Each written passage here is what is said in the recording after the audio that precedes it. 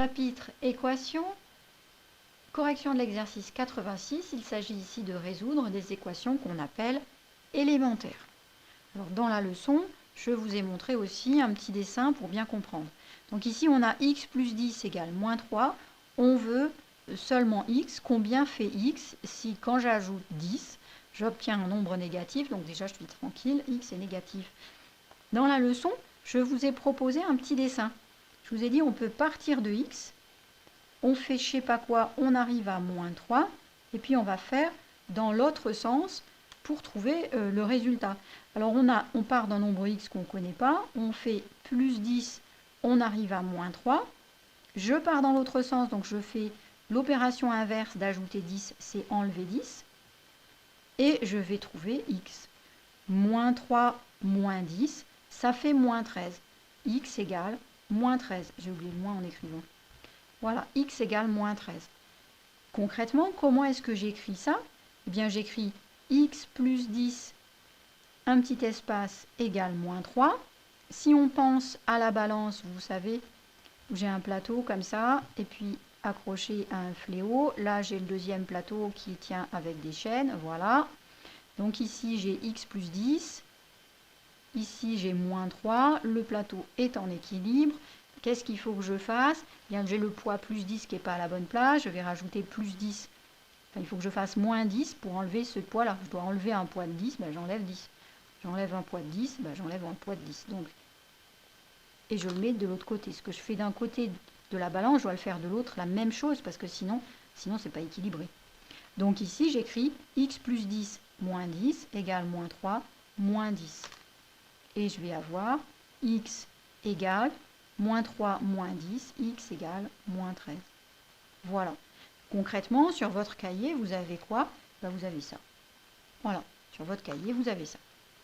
Et on peut vérifier oralement ou de tête. Moins 13 plus 10.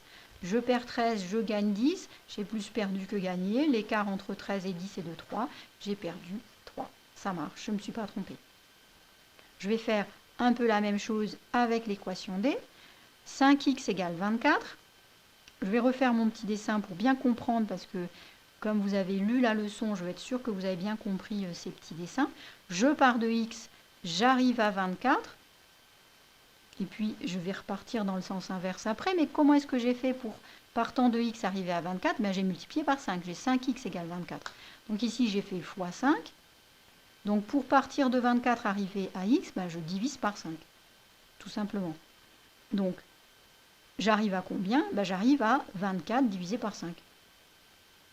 Voilà. 24 divisé par 5, ça fait 4,8.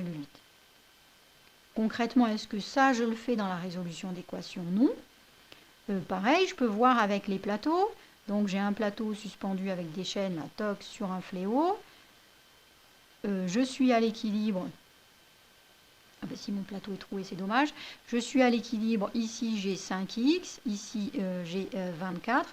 Comment je vais faire pour y arriver? Ben, je vais diviser par 5. Ce que je fais d'un côté du plateau, je le fais de l'autre pour que la balance soit toujours équilibrée.